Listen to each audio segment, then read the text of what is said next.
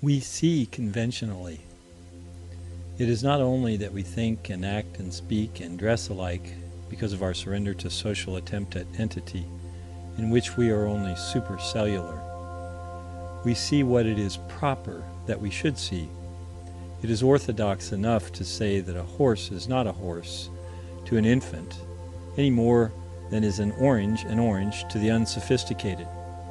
It's interesting to walk along a street sometimes and look at things and wonder what they'd look like if we hadn't been taught to see horses and trees and houses as horses and trees and houses.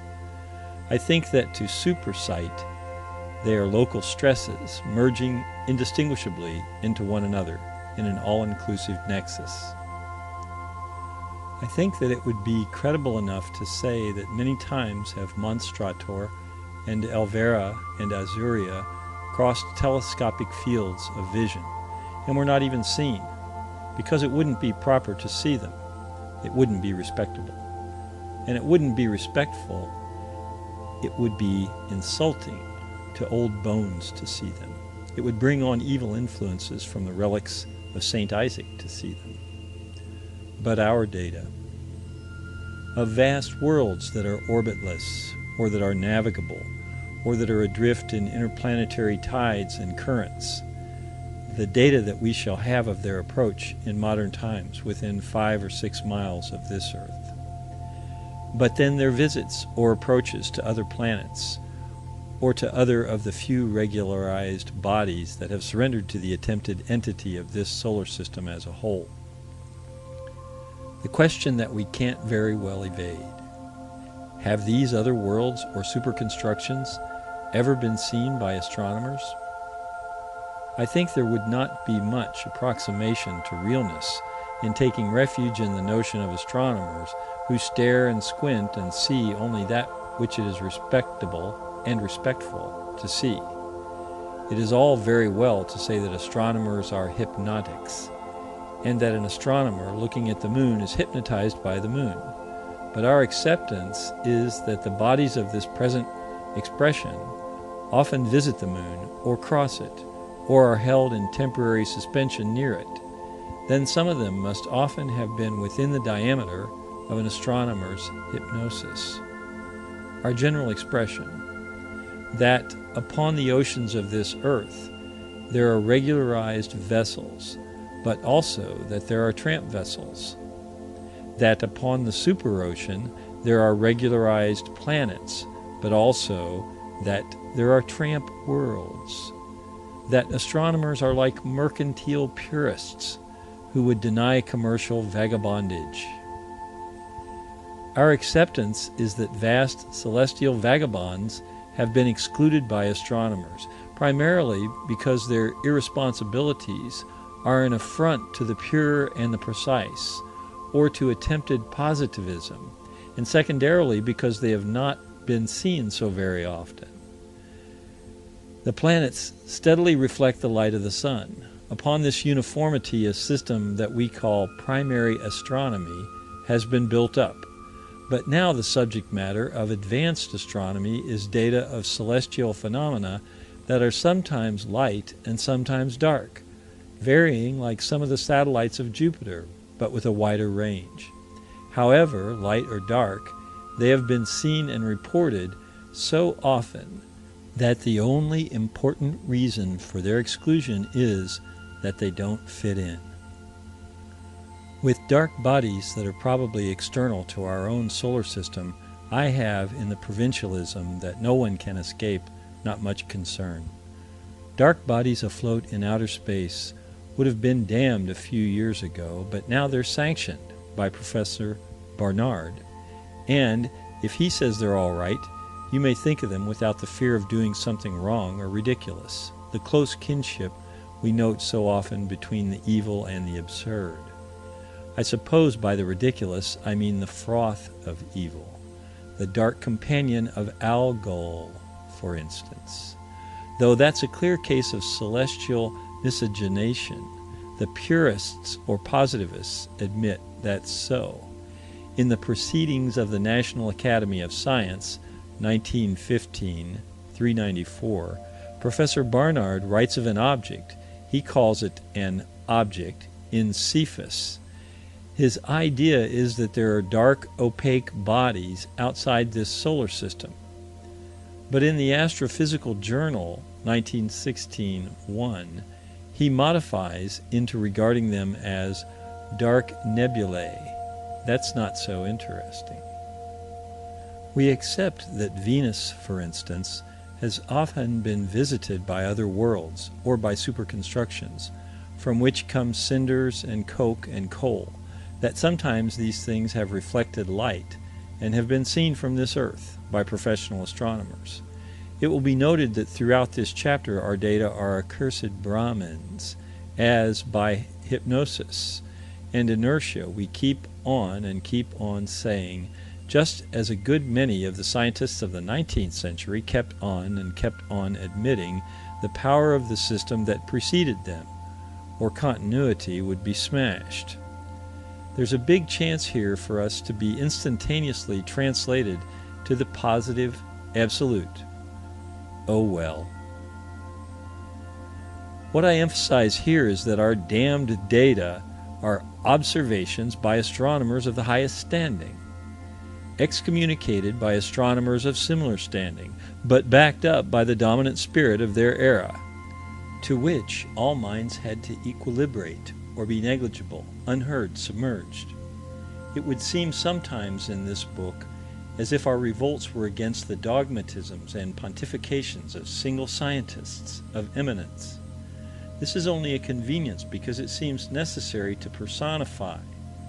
If we look over philosophical transactions, or the publications of the Royal Astronomical Society, for instance, we see that Herschel, for instance, was as powerless as any boy stargazer to enforce acceptance of any observation of his that did not harmonize with the system that was growing up as independently of him and all other astronomers as a phase in the development of an embryo compels all cells to take on appearances concordantly with the design and the predetermined progress and schedule of the whole. Visitors to Venus. Evans, Ways of the Planets, page 140. That, in 1645, a body large enough to look like a satellite was seen near Venus. 4 times in the first half of the 18th century, a similar observation was reported. The last report occurred in 1767. A large body has been seen 7 times, according to Science Gossip, 1886-178, near Venus. At least one astronomer, Houzeau, accepted these observations and named the world-planet superconstruction Neith. His views are mentioned in passing but without endorsement in the Transactions of the New York Academy, 5/249. Houzeau, or someone writing for the magazine section of a Sunday newspaper, outer darkness for both alike. A new satellite in this solar system might be a little disturbing, though the formulas of Laplace, which were considered final in his day, have survived the admittance of 500 or 600 bodies not included in those formulas. A satellite to Venus might be a little disturbing, but would be explained. But a large body approaching a planet, staying a while, going away, coming back some other time, anchoring, as it were. Azuria is pretty bad, but Azuria is no worse than Neith. Astrophysical Journal, 1/127. A light reflecting body or a bright spot near Mars, seen November 25, 1894, by Professor Pickering and others at the Lowell Observatory, above an illuminated part of Mars, self-luminous it would seem, thought to have been a cloud, but estimated to have been about 20 miles away from the planet. Luminous spot seen moving across the disk of Mercury in 1799 by Harding and Schroeter. Monthly Notices of the Royal Astronomical Society, 38/338. In the first bulletin issued by the Lowell Observatory in 1903, Professor Lowell describes a body that was seen on the terminator of Mars, May 20th, 1903. On May 27th, it was suspected, if still there, it had moved, we are told, about 300 miles, probably a dust cloud. Very conspicuous and brilliant spots seen on the disk of Mars, October and November 1911. Popular Astronomy, Volume 19, Number 10. So one of them accepted 6 or 7 observations that were in agreement, except that they could not be regularized upon a world, planet, satellite, and he gave it a name. He named it Neith. Monstrator and Elvera and Azuria and Super Romanimus. Or heresy and orthodoxy and the oneness of all quasiness, and our ways and means and methods are the very same. Or if we name things that may not be, we are not of lonely guilt in the nomenclature of absences. But now, Leverrier and Vulcan. Leverrier again. Or, to demonstrate the collapsibility of a froth, stick a pin in the largest bubble of it. Astronomy and inflation. And by inflation we mean expansion of the attenuated. Or that the science of astronomy is a phantom film, distended with myth, stuff, but always our acceptance that it approximates higher to substantiality than did the system that preceded it. So Leverrier and the planet Vulcan. And we repeat, and it will do us small good to repeat, if you be of the masses that the astronomers have hypnotized, being themselves hypnotized, or they could not hypnotize others, or that the hypnotist's control is not the masterful power that it is popularly supposed to be, but only the transference of state from one hypnotic to another. If you be of the masses that the astronomers have hypnotized, you will not be able even to remember 10 pages from here, and Leverrier and the planet Vulcan will have fallen from your mind like beans from a magnet, or like data of cold meteorites from the mind of a Thomson. Leverrier and the planet Vulcan. And much the good it will do us to repeat. But at least temporarily, we shall have an impression of a historic fiasco, such as, in our acceptance, could occur only in a quasi-existence. In 1859, Dr. Lescarbault, an amateur astronomer of Orgères, France, announced that upon March 26th of that year, he had seen a body of planetary size cross the sun. We are in a subject that is now as unholy to the present system as ever were its own subjects to the system that preceded it, or as ever were slanders against miracles to the preceding system. Nevertheless, few textbooks go so far as quite to disregard this tragedy. The method of the systematists is slightingly to give a few instances of the unholy and dispose of the few.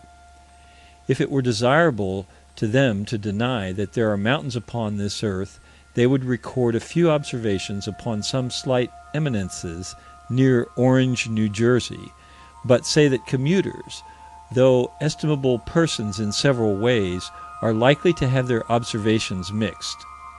The textbooks casually mention a few of the supposed observations upon Vulcan and then pass on. Dr. Lescarbault wrote to Leverrier, who hastened to Orgères. Because this announcement assimilated with his own calculations upon a planet between Mercury and the Sun. Because this solar system itself has never attained positiveness in the aspect of regularity, there are to Mercury, as there are to Neptune, phenomena irreconcilable with the formulas, or motions that betray influence by something else. We are told that Leverrier satisfied himself as to the substantial accuracy of the reported observation. The story of this investigation is told in Monthly Notices, 2098. It seems too bad to threaten the naive little thing with our rude sophistications, but it is amusingly of the ingenuousness of the age from which present dogmas have survived. Lescarbot wrote to Leverrier. Leverrier hastened to Orgères, but he was careful not to tell Lescarbot who he was. Went right in and subjected Dr. Lescarbot to a very severe cross-examination, just the way you or I may feel at liberty to go into anybody's home and be severe with people, pressing him hard step by step, just as anyone might go into someone else's house and press him hard, though unknown to the hard-pressed one. Not until he was satisfied did Leverrier reveal his identity. I suppose Dr. Lescarbot expressed astonishment. I think there's something utopian about this. It's so unlike the standoffishness of New York life. Leverrier gave the name Vulcan to the object that Dr. Lescarbot had reported. By the same means by which he is, even to this day, supposed by the faithful to have discovered Neptune, he had already announced the probable existence of an intra-mercurial body, or group of bodies. He had 5 observations besides Lescarbot's upon something that had been seen to cross the sun. In accordance with the mathematical hypnoses of his era, he studied these 6 transits. Out of them he computed elements giving Vulcan a period of about 20 days, or a formula for heliocentric longitude at any time. But he placed the time of best observation away up in 1877. But even so, or considering that he still had probably a good many years to live, it may strike one that he was a little rash. That is, if one has not gone very deep into the study of hypnoses, that, having discovered Neptune by a method which, in our acceptance, had no more to recommend it than had one equally well thought of methods of witch-finding, he should have taken such chances, that if he was right as to Neptune, but should be wrong as to Vulcan, his average would be away below that of most fortune-tellers, who could scarcely hope to do business upon a 50% basis, all that the reasoning of a tyro in hypnoses. The date, March 22nd, 1877. The scientific world was up on its hind legs nosing the sky. The thing had been done so authoritatively. Never a pope had said a thing with more of the seeming of finality. If 6 observations correlated, what more could be asked? The editor of Nature, a week before the predicted event, though cautious, said it is difficult to explain how 6 observers, unknown to one another, could have data that could be formulated if they were not related phenomena. In a way, at this point occurs the crisis of our whole book. Formulas are against us. But can astronomic formulas, backed up by observations in agreement, taken many years apart, calculated by a Leverrier, be as meaningless, in a positive sense, as all other quasi-things that we have encountered so far?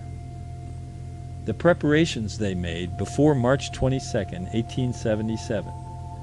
In England, the Astronomer Royal made it the expectation of his life, notified observers at Madras, Melbourne, Sydney, and New Zealand, and arranged with observers in Chile and the United States. M. Struve had prepared for observations in Siberia and Japan. March 22nd, 1877.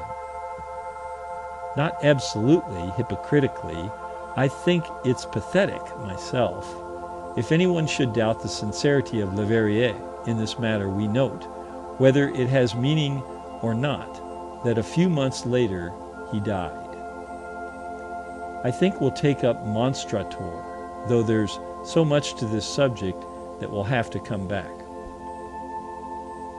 According to the Annual Register, 9/120, upon the 9th of August, 1762, M. de Rostand of Basel, France, was taking altitudes of the sun at Lausanne. He saw a vast spindle-shaped body about 3 of the sun's digits in breadth and 9 in length, advancing slowly across the disk of the sun, or at no more than half the velocity with which the ordinary solar spots move. It did not disappear until the 7th of September, when it reached the sun's limb. Because of the spindle-like form, I incline to think of a super Zeppelin. But another observation, which seems to indicate that it was a world, is that though it was opaque and eclipsed the sun, it had around it a kind of nebulosity, or atmosphere. A penumbra would ordinarily be a datum of a sunspot, but there are observations that indicate that this object was at a considerable distance from the sun. It is recorded that another observer at Paris, watching the sun at this time, had not seen this object, but that M. Croste at Seoul, about 45 German leagues northward from Lausanne, had seen it, describing the same spindle form, but disagreeing a little as to breadth. Then comes the important point that he and M. de Rostand did not see it upon the same part of the sun. This, then, is parallax, and compounded with invisibility at Paris is great parallax, or that, in the course of a month, in the summer of 1762, a large, opaque, spindle-shaped body traversed the disk of the sun, but at a great distance from the sun. The writer in the Register says, "In a word, we know of nothing to have recourse to in the heavens by which to explain this phenomenon." I suppose he was not a hopeless addict to explaining. Extraordinary! We fear he must have been a man of loose habits in some other respects. As to us, Monstrator. In the monthly notes of the Royal Astronomical Society, February 1877, Leverrier, who never lost faith up to the last day, gives the 6 observations upon an unknown body of planetary size that he had formulated. Fritsche, October 10th, 1802. Stark, October 9th, 1819. De Cuppy, October 30th, 1839. Sidebottom, November 12th, 1849. L'Escarbot, March 26th, 1859. Lumi, March 20th, 1862. If we weren't so accustomed to science in its essential aspect of disregard, we'd be mystified and impressed, like the editor of Nature, with the formulation of these data. Agreement of so many instances would seem incredible as a coincidence, but our acceptance is that, with just enough disregard, astronomers and fortune-tellers can formulate anything, or we'd engage ourselves to formulate periodicities in the crowds in Broadway. Say that every Wednesday morning a tall man with one leg and a black eye, carrying a rubber plant, passes the Singer Building at 10:15 o'clock. Of course it couldn't really be done unless such a man did have such periodicity, but if some Wednesday mornings it should be a small child lugging a barrel, or a fat negress with a week's wash, by ordinary disregard that would be prediction good enough for the kind of quasi-existence we're in. So whether we accuse, or whether we think that the word accuse over-dignifies an attitude toward a quasi-astronomer, or mere figment in a super-dream, our acceptance is that Leverrier never did formulate observations. That he picked out observations that could be formulated. That of this type are all formulas.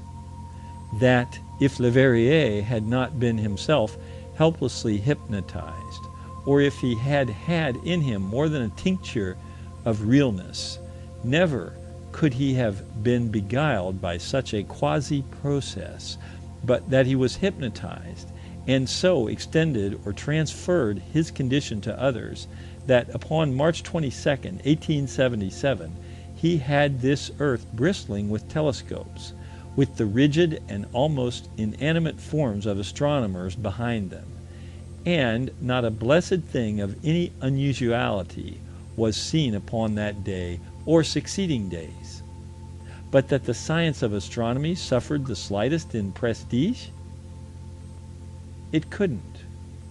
The spirit of 1877 was behind it. If, in an embryo, some cells should not live up to the phenomena of their era, the others will sustain the scheduled appearances. Not until an embryo enters the mammalian stage are cells of the reptilian stage false cells.